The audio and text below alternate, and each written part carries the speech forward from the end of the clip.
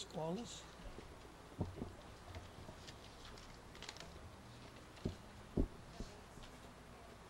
Hein?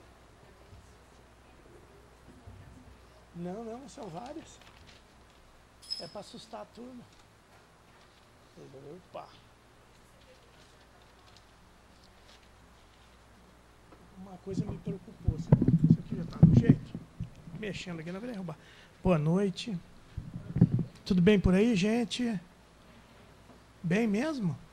Nossa, esse bem aí não me convenceu muito não, viu? Tudo bem por aí, gente? Ah, agora melhorou, nossa senhora. Ouvir a música é bom, eleva a nossa alma, a vibração, mas você sabe que cantar é melhor? Experimentem cantar junto um dia para ver como é que o negócio se multiplica. Que Jesus nos abençoe e nos oriente a fala, os corações.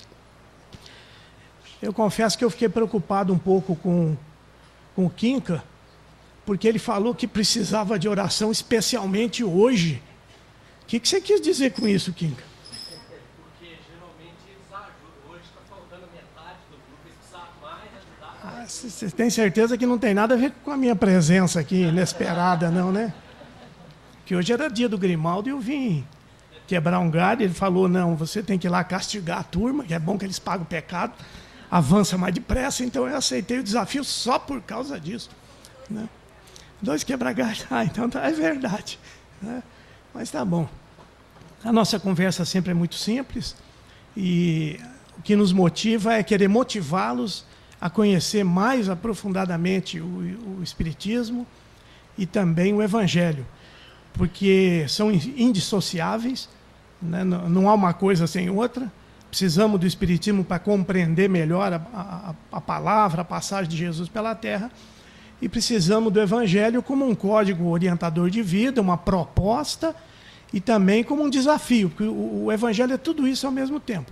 É uma proposta de realização, de crescimento, mas é principalmente um desafio, porque nós ainda somos muito primitivos, espíritos primitivos, muitas tendências íntimas ainda, a impulsividade, a vivência do egoísmo, do materialismo. Então, para nós se torna uma coisa difícil mesmo, não é fácil. Não é fácil compreender o Evangelho, muito mais difícil também é vivê-lo em plenitude. Mas é isso que nós estamos fazendo aqui. Aliás, todo processo religioso não acontece só com a religião, não. A gente tem uma coisa que é a teoria, o conhecimento trazido ali, compreendido, e você tem a vivência daquele conhecimento.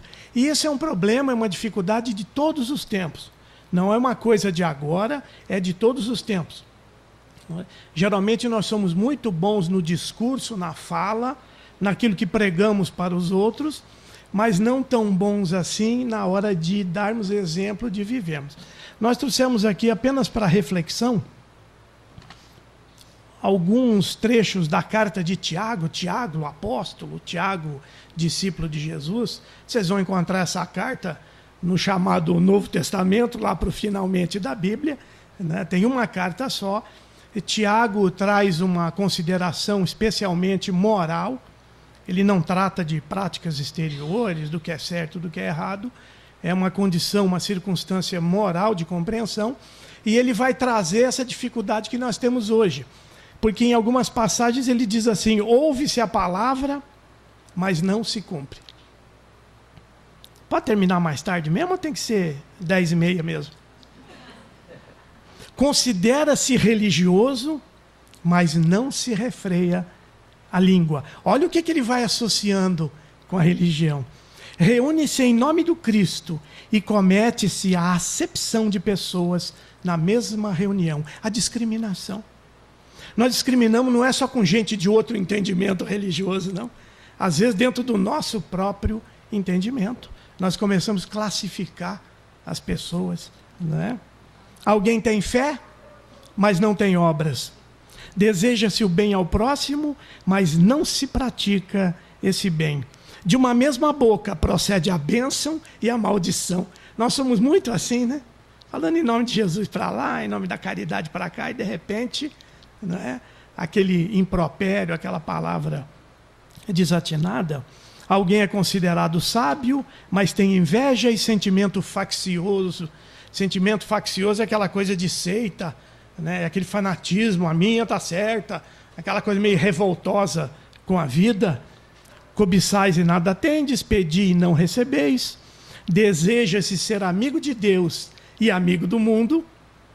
Mesmo Jesus tendo dito, não se pode servir a dois senhores, porque há de agradar um e desagradar o outro. Nós vivemos pregando a vivência mais espiritualizada, mas gostamos tanto da mais materializada, não é? Sabe-se fazer o bem, mas não se faz.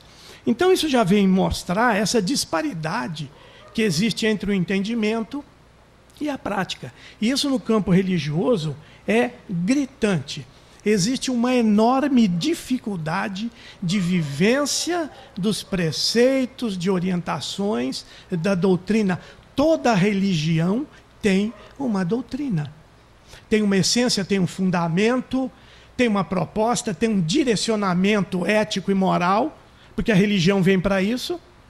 Muitas vezes nós entendemos que a religião vem para curar corpos, não é? Vem para garantir a nossa prosperidade material, bastando eu me filiar a esse ou aquele entendimento, mas toda religião tem uma proposta eminentemente moral, e todas elas têm esse conceito, e as pessoas costumam não conhecer, se fixam muito nas práticas exteriores, nos cultos, nas realizações, que nós podemos identificar isso em qualquer lugar, não precisamos ficar falando aqui o que é, porque talvez seja mais fácil.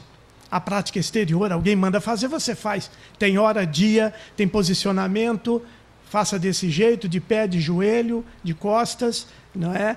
E você entende que é muito mais fácil, por não compreender a doutrina, por não aprofundar naquele conhecimento, acredita que a religião é só isso. Eu me lembro aqui que Jesus conta que 2 homens subiram ao templo para orar, um fariseu e um publicano. O fariseu era considerado o responsável, cioso, preocupado com a lei, com a pureza da lei. Eles eram profundamente estudiosos da lei de Moisés. E tinham todas as suas práticas. Olhando de longe, era um religioso perfeito. O outro que sobe junto era um publicano. Publicano era um arrecadador de impostos, porque Roma já sabia dessa dificuldade. Ninguém gosta de pagar imposto. Não é? Então eles pegavam, vocês gostam? Alguém falou aí que não, né? Então eles pegavam uma pessoa do próprio lugar para não criar antipatia com os romanos e nomeavam o sujeito arrecadador de impostos, que era o termo de publicano.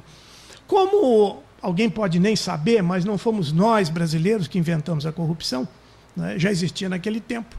O publicano pegava uma parte para si, talvez a parte maior, e logo o publicano virou sinônimo de falcatrua, de corrupção, de enriquecimento ilícito.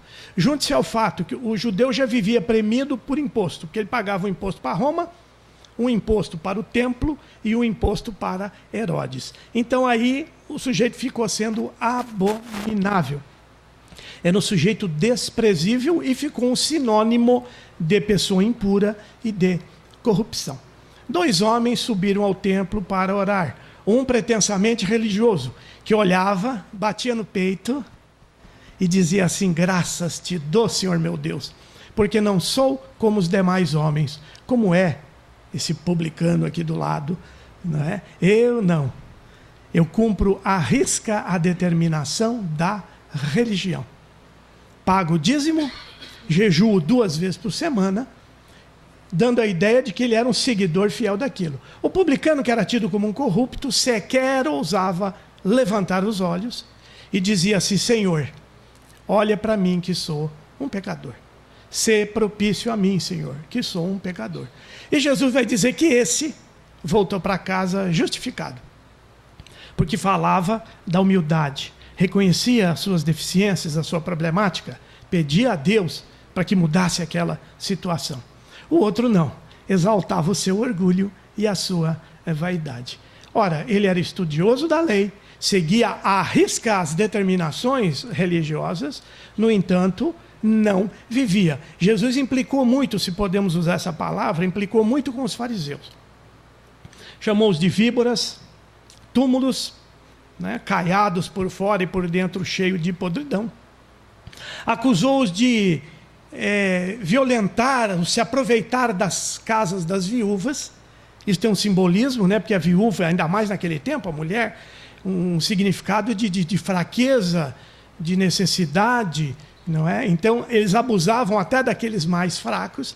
Então, esse não voltou para casa justificado. E isso traz uma reflexão importante para nós. Porque dentro do nosso meio espírita, nós também vivemos assim e não sabemos.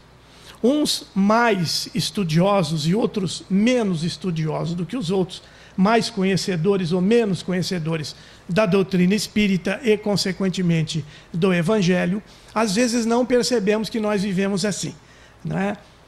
Nós somos espíritos imortais? Sim? Nossa, só tem 2. Já me preocupei aqui, vai que eu entendi errado essa história. Qual é a nossa destinação maior, hein, gente? Me ajudem aí, por favor. Só não vale me xingar e nem discordar de mim, viu? Qual é a nossa destinação maior? Fala, Toninho. Crescer, progredir, evoluir, né? Vida espiritual, vida futura. Não é assim que a gente fala? No entanto, eu anotei algumas contradições aqui. Sou espírito imortal. Somos, né? Mas temos medo da morte. Meu destino é a vida futura, mas me prendo à vida material. Ah, como eu gosto da vida material. Eu mesmo gosto muito da vida material. Peço a Deus luz, mas procuro as sombras. Prego otimismo, mas demonstro descrença. Né? Vamos relembrar um tempo que eu vinha mais aqui nessa reunião, porque outras eu continuo vindo. Como é que vai, fulano? Tudo bem? Vou indo. Indo como? Vou indo. Devo relembrar-lhes que eu não gosto, embora tenha emagrecido muito, viu, Kim? Continuo não gostando daquela frase que diz, empurrando com a barriga. Né? E fulano, a coisa está tão difícil. Né? Não, nós nos dizemos otimistas, acreditamos na continuidade da vida, caminhamos para o futuro de luz, de felicidade, de realização, de progresso. E como é que eu estou empurrando com a barriga? Olha, está ruim. Há um tempo atrás lançaram uma nova. A gente pega tudo que não é bom, né, gente? Nada é tão ruim que não possa piorar.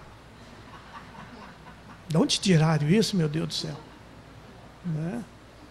Aí o outro falava, Miltinha, que sempre dizia, nossa, quando eu cheguei no fundo do poço, achei que agora só podia melhorar. Descobri que poço tinha porão. Tinha subsolo. Né?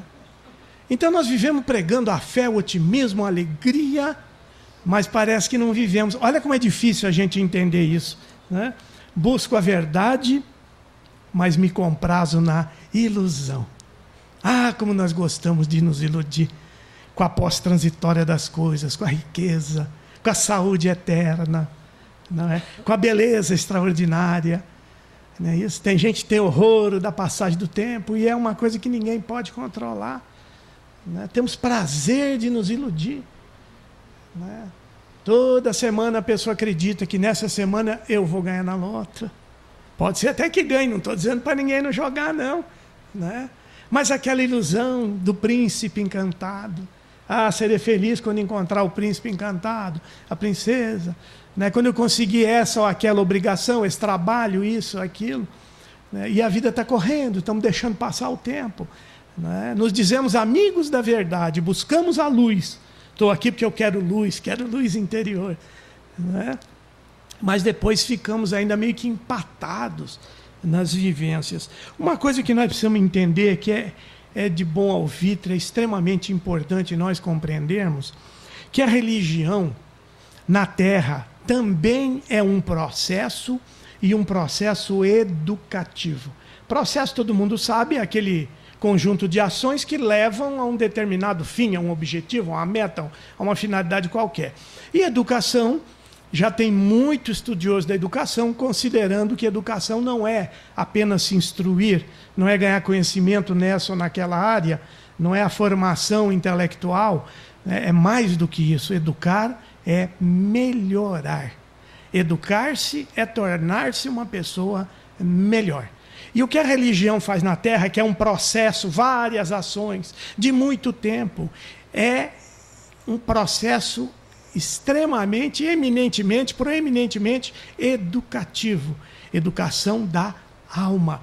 Porque a educação do intelecto, nós vamos nos desenvolvendo, né? Vamos descobrindo coisas, e nós até que estamos indo bem, muito bem, obrigado por sinal. Nunca houve tanto avanço científico-tecnológico. Embora esse avanço não chegue a todas as pessoas, mas aí é uma questão do egoísmo humano, da falta de sensibilidade humana, porque o negócio já existe. E é um processo muito longo. Nós, na sociedade dita ocidental, vemos sofrendo influenciação da religião desde antes do judaísmo. O judaísmo ainda é muito presente na nossa vida religiosa, tanto quanto o cristianismo. E para a gente entender que isso é um processo lento, demorado, alguém sabe aí quem que inventou a escova de dente? É um primor de invenção na humanidade. É bem possível que se não tivesse escova de dente, nenhum de nós estaria rindo. Eu ia ficar muito triste. E eu achar que vocês não gostaram de mim. Né? Alguém sabe quem que inventou a escova de dente ou não? É atribuída ao chinês. Aliás, tudo quase é atribuído ao chinês, né? Que é a milenar China. Né? Sabe que ano foi isso? 1490. Era lá um pauzinho, um bambuzinho com um pelo de animal. Alguém teve a ideia que aquilo servia para limpar os dentes. 1490. Sabe quando foi inventada a escova que nós conhecemos hoje, com cerda de nylon, cerda de... Né, que bonita, anatômica, mete aqui, vai de lá, limpa até a alma do indivíduo, se lerdar. Né? Sabe quando é que ela foi inventada? 1940. Né? Coincidência até de número. Né? Gastou-se 450 anos da invenção até o desenvolvimento e falar, oh, isso é bom, isso é necessário. Ora, uma simples escova de dente nós perdemos 450 anos. Porque não haviam elementos, não havia tecnologia. Já imaginaram os primeiros que começaram a escovar dente? A coisa de uns 10 anos atrás, uma notícia até surpreendente, diz assim, a China descobriu o pijama. A China descobriu o pijama? Não, descobriu agora, não foi que inventou, não. Porque chinês não tinha hábito de usar pijama, alguém introduziu a moda, então eles vestiam toda o pijama, e saíam para a rua para mostrar o pijama. Olha só que coisa. Então eu fico pensando que na escova de dente deve ter sido um chinês lá, um Shaolin, qualquer coisa. Ele chegou lá e falou, para que serve isso? Né? Ninguém deve ter dado muita bola para aquilo. Foi preciso um desenvolvimento científico, tecnológico, para ver a importância de uma simples escova de dente. Agora imaginem questões de alma, de relacionamento humano, de relacionamento do homem com Deus, do homem com a natureza, porque isso está na religião também. Está lá no livro dos Espíritos, o que é a lei natural. É a lei de Deus, é a mesma coisa. E é a única para a felicidade do homem. Ele somente é infeliz quando se afasta dela. Não é? Então tudo faz parte de um conjunto, tudo é uma coisa só. Não é isso? E todos nós num processo milenar de crescimento e desenvolvimento. Agora o que acontece é que uns ajudam os outros, isso é da lei, mas a responsabilidade maior pelo desenvolvimento é da criatura. Bastou despertar a razão, a consciência, o livre-arbítrio, começa a assumir responsabilidades perante a vida. Daí Jesus ter falado a cada um segundo as suas obras. A quem muito é dado, muito será pedido. Então nós espíritas já entendemos que nesse processo educativo, que é a vida como um todo, porque não é só a religião, obviamente, que nos educa, não é? Nós cada vez mais vamos assumindo uma importância, um papel de responsabilidade no processo. Então, a vida vai nos conduzindo segundo leis, e quanto mais nós vamos nos esclarecendo, maiores são as responsabilidades e o peso. Tem uma frase bíblica, que a turma gosta muito de pôr no carro, quase sempre se referindo que anda tocado pelo Senhor, na guarda e na proteção do Senhor, que é aquela, até aqui o Senhor nos conduziu. E esses dias eu fiquei olhando para isso e falei, gente, isso não é sentido não. Até aqui o Senhor nos conduziu, daqui para frente vão se virar. cada vez mais vão dando conta da própria vida, da situação, não é? Então, isso já traz uma proposta diferente para nós. Mas da influência do judaísmo na nossa vida, começa lá com o pai Abraão. Deus fez várias alianças com o homem em algum momento da história. Essa de Abraão é interessante. Vocês lembram da história de Abraão, que subiu a montanha para sacrificar o próprio filho? Isso é um simbolismo. Se aparecesse hoje Jesus, com a forma que nós imaginamos que ele tenha, seja ela qual for, e nos pedisse um disparate desse, nós íamos saber que não era Jesus. Nós íamos dizer, isso é um obsessor. Nós que gostamos de obsessor, já íamos logo identificar. Mas Abraão é um simbolismo. Deus pediu a vida, e para o judeu isso é extremamente importante, porque é nada mais importante do que o primeiro filho, o primogênito. Tanto é que na tradição foi sendo absorvida essa ideia de que Jesus era o primogênito de Deus, porque era o primeiro filho, era o filho mais importante. Depois, no decorrer da história, de tantas manipulações, de compreensão, de entendimento, alguém se tocou que se tem o primo, você tem o primeiro, deve ter o segundo, não é? Não existe primeiro sem ter segundo. Aí mudaram o primogênito para unigênito, porque aí era só Jesus que era filho de Deus. Um disparate, porque todos nós somos filhos de Deus. Mas com a história de Abraão, ele traz um testemunho de fé, já começa a se trabalhar a ideia de um Deus, mas ele tem uma influência meramente familiar. Existem muitas citações se referindo ao Deus de Abraão, Isaque e Jacó, pai, filho e neto. Então ele vem apresentar a Deus para a sua família, para a sua descendência. O tempo vai passando e vem um missionário, outro missionário, que foram muitos, Moisés, que todos nós já estudamos isso em algum momento da nossa história aqui no centro, das 3 revelações. Moisés já tem uma categoria acima, porque ele vem firmar a ideia, consolidar a ideia de um Deus único e vem falar de justiça. Existem leis. E outra característica, Moisés não falava mais para uma família, para uma descendência. Ele passou a falar para o povo, para a nação. E nós estamos nesse tempo, é provável que alguns de nós até tenhamos já reencarnado numa fase dessa da história, mas de qualquer maneira estamos recebendo essa influência, porque o cristianismo nascente absorve muita coisa do judaísmo, tanto quanto a igreja romana absorve, a igreja reformada absorve, não é? Então nós estamos numa linha muito simples de perceber isso. O judeu antigo tinha um determinado dia do ano do bode expiatório. Ele pegava o cordeiro, ia para o meio do deserto, fazia suas recitações religiosas e sacrificava o bode, porque o sangue daquele cordeiro livraria o sujeito. A prática exterior, muito simples, né?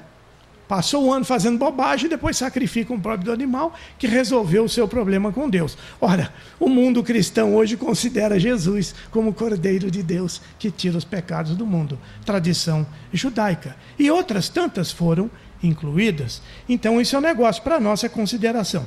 Mas de qualquer forma, Moisés revela leis. Existe uma lei, existe justiça. E fala para a nação judaica, para o povo escolhido. Vocês sabem por que o judeu era o povo escolhido, o hebreu de modo geral? Havia muita mediunidade naquele povo, era o povo que acreditava num Deus único, seria muito mais simples, mais fácil de se colocar aquela mensagem nos primeiros tempos, não é? Era um povo alegre, embora a gente tenha uma visão meio, não é, fechada, né? Eles adoravam festa, não é? Depois é que foi transformando com a vivência. Está indo bem o tempo aí? Você me controle, por favor? Você dá um sinal aí, quando no máximo 9h40 você me avisa, que aí eu preparo os finalmente. Não é? Eu fico de olho, viu, gente? Se vocês começarem a abrir boca, balançar o pezinho. Você sabe como é que é, né? Está impaciente, balança o pezinho. Aí eu paro de falar logo. Né? Bom, vem Jesus e explica que aquelas leis que Moisés se referiam eram leis de amor. E aí Jesus já expande isso para toda a humanidade. Não é? Após Jesus, nós já sabemos bem, surge esse movimento que ficou chamado de cristianismo, que foi sofrendo mudanças, interpretações, Há notícias que haviam, logo depois da partida de Jesus, se formaram movimentos ditos cristãos. E haviam 14, 15, até 18 entendimentos sobre Jesus, a sua vida, a sua fala. Já naquele tempo havia gente que achava que Jesus não esteve ali em corpo presente, físico, que era uma aparição em corpo fluídico. Isso é mais antigo, quase tão velho quanto o próprio Jesus na Terra, não é? E isso aí é histórico, vocês podem confirmar. Aquele imperador romano, Constantino, que viu na religião uma nova forma de ressurreição do império, que já estava em plena decadência, em proporção, foi o maior império que já existiu, o maior domínio de terra que já existiu. Tinha general romano que nunca tinha ido a Roma, né, não conhecia, só falava por ouvir dizer, não é? Então, esse camarada começa a apoiar a ideia religiosa, ele proclama que a partir de 300 e qualquer coisa, 303 por aí, todo mundo podia acreditar no que quisesse, porque antes disso os cristãos primeiros eram perseguidos pelo governo romano, pelo Império Romano. Então ele vai primeiro, libera a crença, e dali a um tempo ele começa a achar muito confuso, porque precisava ter uma unidade. Então ele chama várias pessoas, funda uma espécie de conselho, ou de concílio, como gostam alguns, para que se estudasse e determinasse o que daquelas várias vertentes e interpretações a respeito de Jesus, o que era melhor, o que era verdadeiro, e principalmente aquilo que todo mundo poderia aderir e seguir. Então dali começa a se criar um entendimento que certamente sofreu adulterações, sofreu a ação de interesses pessoais. Não, isso aqui não é bom para o povo tirar fora, isso aqui é bom para mim, né? E surgiu esse cristianismo deturpado, não é? E uma coisa mais grave, que é histórico também, Constantino tem uma coisa que ele sonha, que ele vê uma cruz flamejante, e ele pega nisso que, opa, tem uma missão com esse Cristo aí, não é? A mãe dele embarcou, Helena, Santa Helena, embarcou nessa ideia, e ela sai pelo mundo antigo determinando quais eram os lugares santos e sagrados. Aqui nasceu Jesus, aqui morreu Jesus, aqui ele passou debaixo da ponte, aqui ele ficou preso, aqui, não é? Então a gente acalenta 2000 anos, né, considerando lugares santificados, que foi uma pessoa que escolheu. Na Idade Média,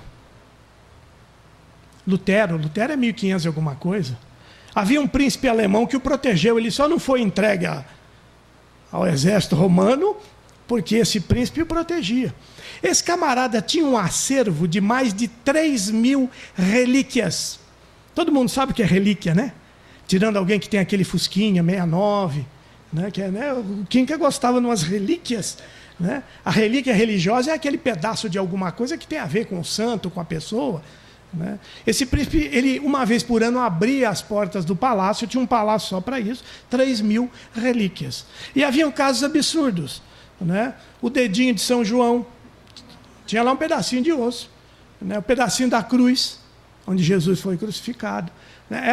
Foi se criando, né, essa crendice, essa superstição, e nós estamos achando que isso é bom, nós estamos achando que isso é certo. Então, houve esse desvirtuamento, não é? E coisas que foram terríveis, adaptações do Evangelho, e coisas que nos pesam até hoje. Por exemplo, isso é muito de Santo Agostinho, Deus não pode ser a causa do mal. Muito embora às vezes a gente ache, né, que Deus me esqueceu, que Deus me abandonou, que Deus está me castigando, não é? Mas ele já entendeu, Deus não pode ser a causa do mal. Então, da onde vem o mal? Do ser humano, não é?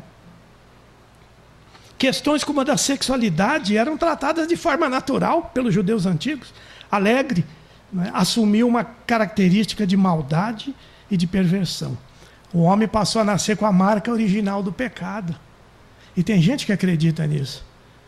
Né? Tem uma música evangélica que fala isso, né? O pecado não mudou o início. Não consigo ir além do seu olhar, mas te olhando, eu posso a Deus adorar. Fala da riqueza interior. Uma das músicas mais bonitas que eu já vi. Você conhece esse?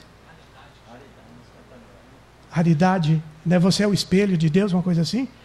É uma das músicas mais de proposta espiritualizante que eu já vi até hoje, né? O pecado não mudou o início, Deus escolheu você. Então é uma coisa para cima, é uma coisa de elevação. Essa é a proposta de Jesus, né? E nós ficamos, talvez pela nossa proximidade com as imperfeições, com as dificuldades, nós fomos aceitando isso. Século XVIII e XIX, surgiram os chamados filósofos nihilistas, do nada. Morreu, acabou, Deus não existe, né? As ideias pessimistas.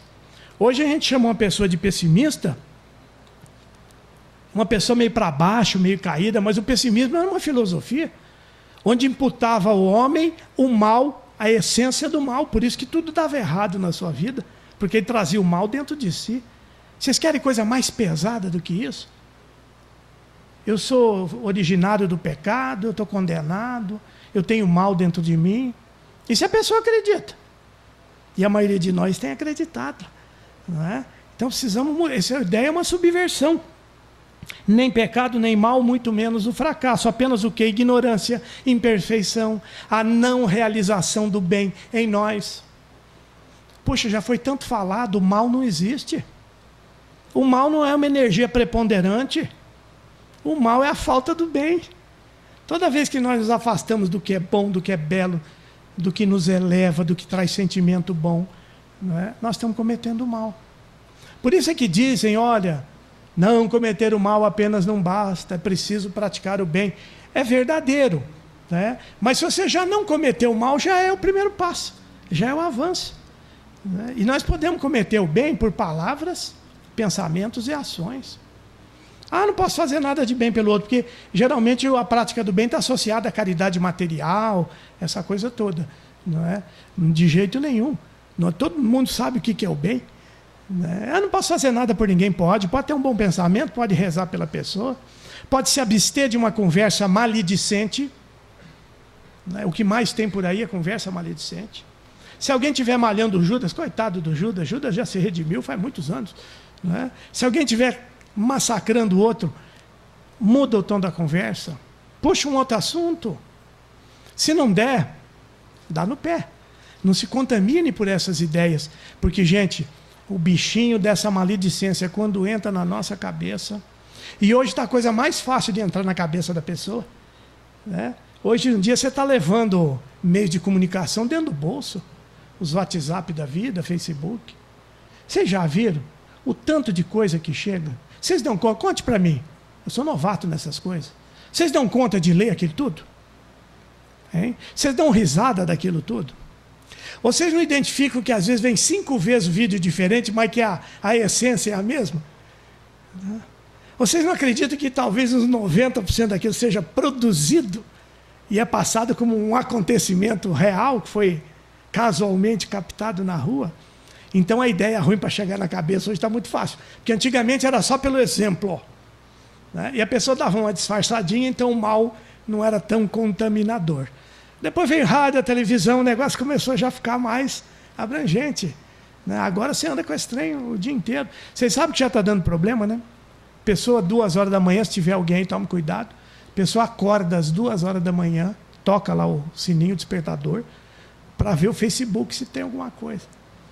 Mas por que você está... Não, para ver se aconteceu. O que pode ter acontecido às 2 horas da manhã? Coisa boa nunca é, né?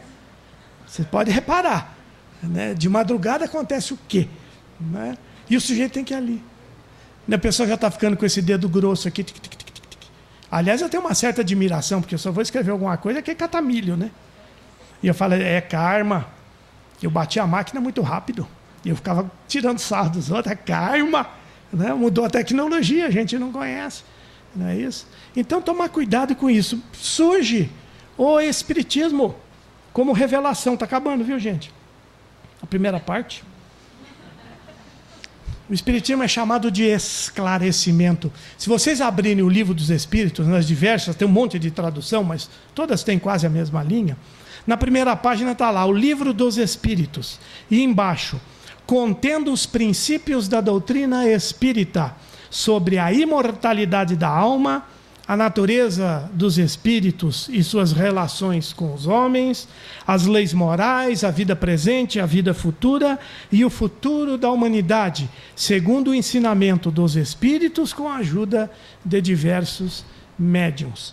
Uma coisa extraordinária, a complexidade da vida, mas é só isso. é só um esclarecimento a respeito da realidade espiritual.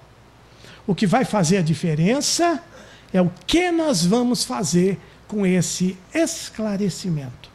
É um conjunto de conhecimentos, e na introdução ou do Livro dos Espíritos, ou de um deles das obras da codificação, os Espíritos afirmaram a Kardec: não viemos trazer nada de novo.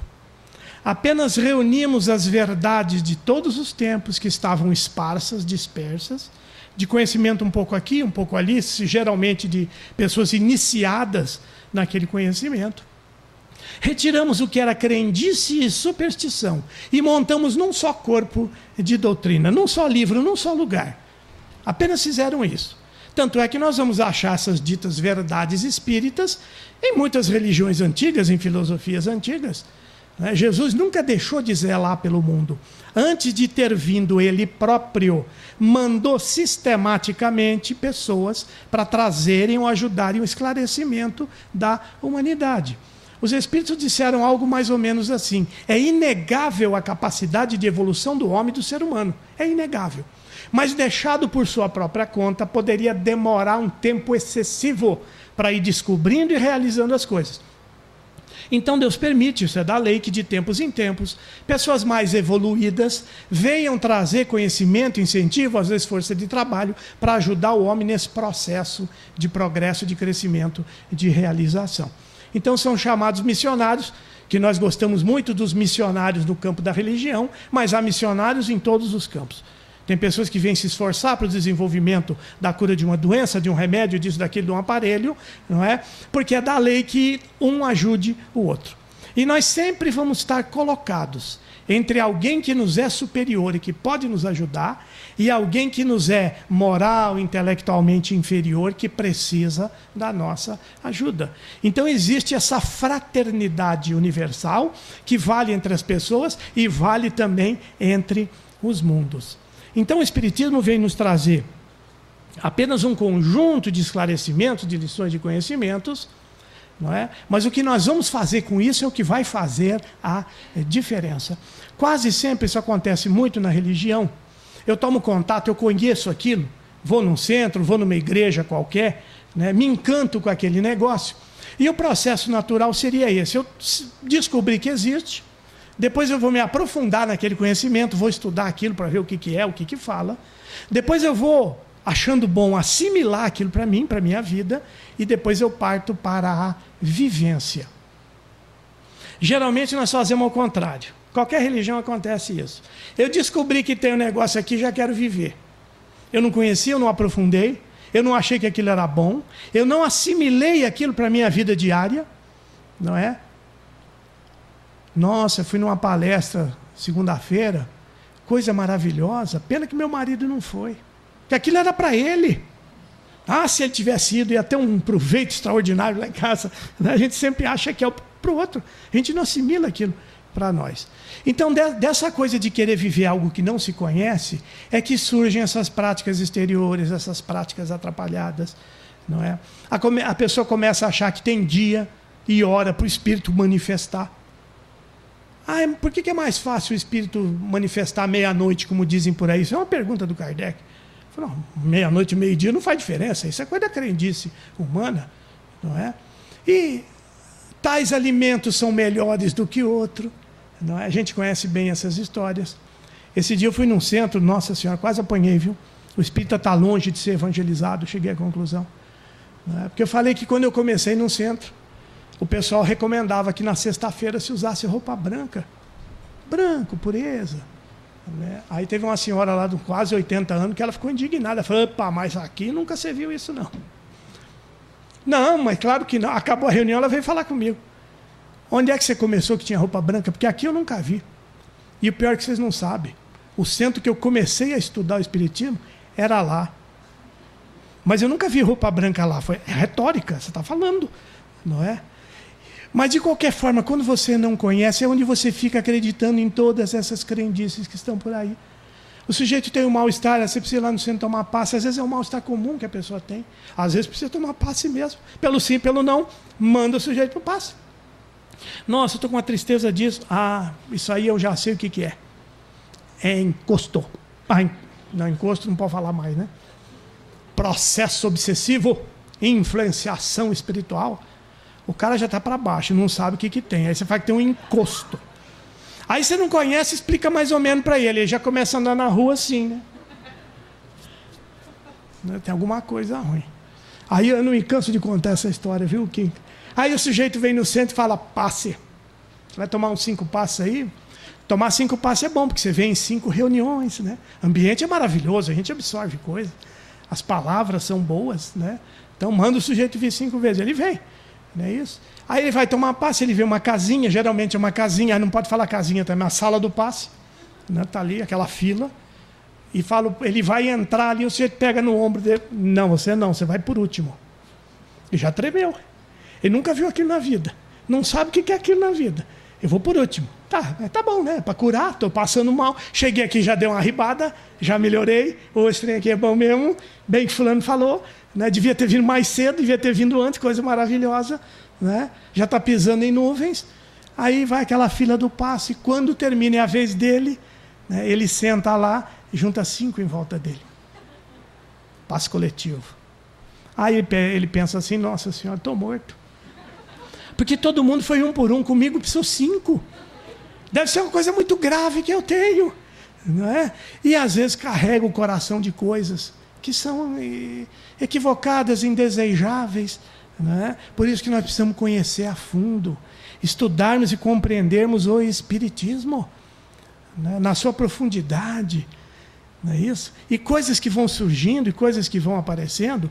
Então, nós temos essa dificuldade, não conhecemos, queremos viver, queremos ir para a prática. Aí a prática exterior é muito mais fácil. Né? A prática de um louvor, uma missa, o que todas as religiões propõem. É muito mais fácil, eu tenho a hora para começar, faço lá tudo que se pede de ritual e a minha vida está resolvida quando nós sabemos que não está resolvida. Para terminar, agora é para terminar mesmo, nós há muito tempo já falamos sobre isso, vamos tornar a falar. Que o nosso relacionamento com a religião é mais ou menos como 3 coisas que nós conhecemos. Né? A bolinha de ping-pong, o giz e a esponja. Né? Inclusive, a primeira vez que eu falei isso aqui, eu trouxe uma jarra d'água, fiz a demonstração, funcionou mesmo, graças a Deus. Né? Se você pegar uma bolinha de ping-pong e jogar dentro d'água, o que acontece com ela? Ela boia, ela fica na superfície. Tem gente que se relaciona com a religião apenas na superfície. Não aprofunda. Não é? Geralmente é perda de tempo. E a bolinha de ping-pong serve para outro exemplo também, né? Porque ela fica pingando. Né? Ela pinga de religião em religião, de centro em centro, procurando o centro mais forte. Né? Alguém me perguntou um tempo atrás, qual é o centro mais forte de Varginha? Chegando no centro, fala assim, qual é o médio principal aqui da casa? Fala, o médio principal é do tempo do meu avô, né? Eu sei que tem médio endividado, né? Médio preguiçoso, médio problemático, a médio principal eu não conheço. Né? Então a pessoa fica na superficialidade de qualquer entendimento religioso, quase sempre é perda de tempo. Tem aquela pessoa que se compara ao giz. Ao giz antigo, né? Porque o giz moderno ele é encapado, ele é diferente, mas o giz antigo, extremamente poroso. Quando você joga dentro d'água, aí o que ele faz? Antes de dissolver, ele faz uma coisa. Ele absorve. Né? Ele absorve e vai ficando mais pesado, tende a afundar. Né? Então, essa é aquela pessoa que entra na religião, cai de cabeça, mergulha de cabeça e absorve tudo aquilo para si. Mas só absorve. Aquilo não se externa numa vivência, numa realidade de experiência de vida. Aquilo não serve praticamente para nada para ela. Não é? Geralmente essas pessoas tendem ao fanatismo, porque acham que está tudo ali dentro da religião, e começam a seguir as práticas e as coisas, aquilo vira uma coisa fanática, e todo fanatismo, antes de mais nada, é prisão, é escravização. Não é? E o terceiro tipo, talvez seja o melhor para nós, que é o tipo esponja. Se você jogar a esponja dentro d'água, o que acontece com ela? Hein? Ela vai enchendo, ela absorve a água, mas se você pegar e apertar, ela devolve a água. Então, essa é uma coisa melhor para o nosso envolvimento religioso. Você vem, absorve aquilo para si, mas você verte. Verte para a vida, na sua própria vida. Né? E mais, ao se esvaziar da água, abre espaço para uma nova água adentrar.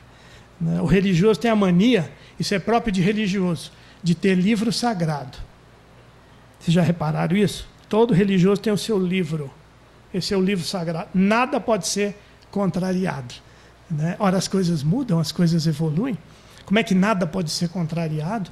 Por isso que o Espiritismo tem uma feição de religião, porque trabalha o sentimento, trabalha o laço, mas ele é ciência e é filosofia. Nos dizia Herculano Pires, um espírita do passado do estado de São Paulo, jornalista, estudioso da paranormalidade, espírita convicto, não é? Ele vai dizer que o Espiritismo é ciência quando estuda o fenômeno, que ele é filosofia quando interpreta o fenômeno, e que ele é religião quando vive a interpretação do fenômeno. O Espiritismo é ciência porque trabalha com a razão, mas também trabalha com a dúvida, com o questionamento. Ciência nenhuma pode se dizer isenta de questionar, não é? É filosofia porque trabalha com o pensamento na tentativa de apreender a realidade da vida, nas conjecturas, nos pensamentos, nas consequências. E é religião porque trabalha o espírito, trabalha a espiritualidade, trabalha o sentimento. Se nós abrirmos mão de qualquer uma dessas vertentes, embora tenhamos sempre a tendência de ir para um lugar ou para o outro, né? Tem uns que gostam mais da parte científica, da mediunidade, da pesquisa disso, daquilo. Tem outros que gostam mais do estudo filosófico. Tem outros que gostam mais do envolvimento religioso, de se sentir bem, de elevar as vibrações. Louvor a Deus é isso, gente. Eu vou ao templo orar e louvar a Deus. Aí canta, aí eleva, né? Nós podemos elevar também, a prece eleva, um pensamento bom eleva. Né? Isso é o louvor, elevar as próprias vibrações. Então nós precisamos ter isso em mente. Não pode haver livros sagrados, né? O que há uma constante abertura de pesquisa, de estudo, de realização. É claro que nós temos um norte, é claro que nós temos um rumo orientador, mas não podemos ficar fechados em determinadas coisas, né? Porque a vida está evoluindo. Olha que o Livro dos Espíritos é atualíssimo. Todo mundo sabe da história aí do Big Bang, não sabe? Quantos bilhões de anos aconteceu isso? Muitos bilhões, 17 bilhões de anos. Né? Ora, questão 37 do Livro dos Espíritos fala sobre isso. O universo foi criado ou ele existe desde todo o tempo? E qual é a resposta? Se ele não tivesse sido criado, ia ser tão antigo quanto Deus. Então não foi Deus que criou, o universo foi criado. Então qual é a dificuldade? Porque tem gente que não admite essa hipótese porque vem da ciência. Ciência não sabe nada. Não é assim que nós dizemos? Não é? Está lá escrito a mesma coisa. Foi criado por Deus. Ah, não foi Deus, foram forças que se juntaram. Qual é a diferença? Qual é o demérito nisso? Não é? Porque Deus não é um velhinho barbudo que foi lá com a sua ferramenta, deixa eu criar esse universo aqui, né? Não. Né? Mas qual é a diferença para nós? Então o Espiritismo continua atual, mas tomemos cuidado, porque livro santo quem tem é o religioso fanático. Não é? Uma coisa que eu sempre recomendo, meu avô que me recomendava, porque eu não tenho nem tempo para isso, de vida. Né? Cada 5, 6, 8 anos, depois que você lê um monte de coisa, viveu, experimentou, volta lá e lê o Livro dos Espíritos de novo. Como você vai achar coisas que você não tinha entendido bem, ou coisas que estão numa disputa, e você acha, mas esse homem está falando isso aqui, ué. Essa vírgula aqui mudou o sentido. Né? Façam isso para você ver. Uma grande disputa no nosso meio é a questão da continuidade da vida dos animais no plano espiritual.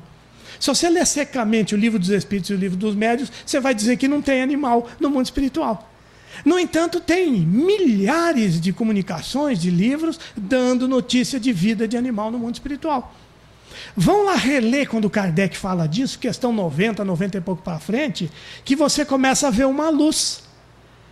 Ah, o que acontece com aquele princípio espiritual, de inteligente, que está ali no animal quando ele morre? Ele vai para a erraticidade? Olha, geralmente, na maioria das vezes, ele é quase que imediatamente aproveitado pelos espíritos que têm essa função. Ah, então não tem animal na erraticidade, aquele período entre encarnações? E os espíritos falam assim, eles não têm tempo para isso. Mas não está dizendo que não pode. quase que imediatamente, não está dizendo que é sempre imediatamente. Depois você vai ler outras coisas e você começa a abrir espaço para essas concepções. Não, vamos fazer como o sábio Gamaliel, instrutor de Paulo de Tarso, pessoa profundamente sábia, de bom senso. Numa determinada ocasião, prenderam Paulo e seu companheiro. E os companheiros do Sinédrio queriam já, né? Vamos nos livrar desse homem aí, a pena de morte, só está falando bobagem por aí. Dizem que Gamaliel passou a mão numa barba, devia ter barba, estou imaginando aqui, né? Falou assim, olha, vamos deixar esses homens falar o que eles quiserem. Gamaliel era meio mineiro, né? Deixa o trem correr, ele falou assim, né? Mas por quê? Olha, se o que eles estão falando não for verdade, logo, logo, acaba, dissipa. Porque o que não é verdadeiro não perdura. Agora, se o que eles estão falando é verdade, que não nos encontremos nós a pelejar contra Deus, né? Olha que coisa sábia para nós, né? Quando a gente pegar essas questões que a gente aceita ou não aceita, não vamos ficar discutindo sobre, porque discussão não leva a lugar nenhum, né? Saber se anjo tem sexo, achar pelo em ovo, isso aí não leva ninguém a lugar nenhum, né? Vamos nos preocupar com aquilo que é importante. Por isso que Kardec diz, na introdução do Evangelho, que os Espíritos trouxeram passagens de Jesus eminentemente morais e que serviriam a toda e qualquer pessoa de qualquer entendimento religioso para estudar, porque em questão moral não há discussão. Todo mundo sabe o que é certo, o que é errado, o que faz bem, o que não faz. Não é? Dizia ele, pode-se considerar a passagem de Jesus pela terra, os atos comuns da sua vida, os milagres, as predições, as palavras que deram origem às igrejas, que tem muitas igrejas que começaram numa palavra de Jesus, mas o que importa para nós é a questão moral, porque em questão moral não há discussão. O resto, né? O que adianta para nós saber se Jesus nasceu em Nazaré ou se nasceu em Belém? A concepção de Jesus foi daquele jeito ou foi daquele outro jeito? Né? O que leva isso a gente para algum lugar? Então vamos aproveitar desse vastíssimo conhecimento que o Espiritismo traz, de forma simples e objetiva. Foi colocado de maneira que qualquer pessoa, não precisa ser nenhum catedrático em nada, para entender o que está ali. É uma coisa simples, objetiva, mas não vamos nos enganar. Ele é apresentado de maneira simples e objetiva, mas trata de assuntos de alta complexidade, porque fala da alma humana, da vivência humana, do espírito humano. Que Jesus nos abençoe, a nossa noite espero ter sido produtiva e que a semana de vocês seja coroada de trabalhos, problemas, dificuldades, não é? Porque é assim que a gente cresce, é assim que a gente desperta, é assim que a gente dá valor no que realmente tem valor. Enquanto a vida está mansa, que maravilha, né? Então, muito trabalho e muita luta para todos nós. Muito obrigado. Chega de falatório. Não precisou de Deus hoje não, né? Aquelas orações tiveram efeito ou não?